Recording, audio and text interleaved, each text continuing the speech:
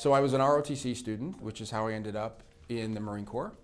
Was commissioned as second lieutenant in June of 1991. Became a communications officer, which ended up being very helpful in my current role. After 2 years, I was able to successfully try out for and join the First Force Reconnaissance Company out at Camp Pendleton, which was one of the most incredible experiences of my professional career even now. Got out of the Marine Corps in 1995, went to Stanford Business School for a couple of years, did a summer at Goldman Sachs, went to the Goldman Sachs Mergers and Acquisitions Group in New York in the fall of 1997.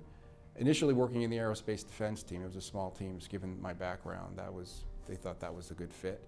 It ended up that the partner and vice president of the team I was working with at the time was also looking at technology opportunities. A small group of guys that ended up being shipped back out to the West Coast to just hunt for some tech M&A deals on the West Coast. This was the fall of 1998. That actually was the origins of the Goldman Sachs Technology Group. So you can imagine that was quite a wild ride. I was the associate on the eBay IPO, among other things. So that was pretty exciting. On my way out to London to join the Goldman Sachs technology team in London, when I got a call from a recruiter that Carlyle was looking for associates. They had just shipped a few associates overseas and they were looking to repopulate a couple of slots in the aerospace and defense group. I interviewed and I got an offer and came east in September of 1999. Joined Carlyle as an associate working in the aerospace and defense group. Got promoted to principal by the time I left in 2006. And over that time, I worked not only in aerospace and defense, but also government services and some technology services.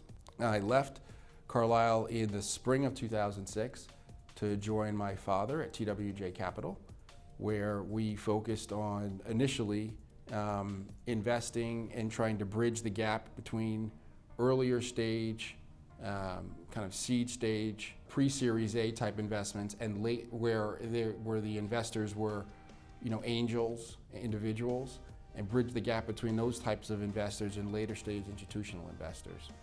And so we ended up making 12 investments. We've exited 8, and we've got 4 remaining, and done very well. And as it turns out, it sort of evolved into my role at CoolSpan. A fair number of our investments ended up being focused around telecom technology. And so I spent an increasing amount of time with CoolSpan, which happened to be coincidentally based in Bethesda as well, where I'm based, and joined the board of CoolSpan in 2011. Worked with the lead investor, Security Growth Partners is the lead investor in CoolSpan, and worked with the lead investor to recruit a CEO. And subsequent to that, ended up spending a lot of time with CoolSpan working on financial structuring and financing arrangements they needed for some overseas work. And so out of that, when the CoolSpan CEO and board were looking for a CFO in the fall of 2013, my name was put into the pot, and the CEO made the recommendation to the board that I come on board full-time as the CFO. So that's how I ended up as the CFO of CoolSpan in November 2013, at the same time maintaining my role as a partner at TWJ Capital and continuing to work with our remaining other 3 portfolio companies.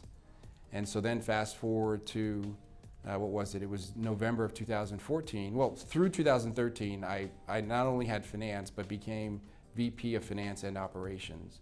And then at the end of 2014, I became CEO of CoolSpan and have been in that role ever since.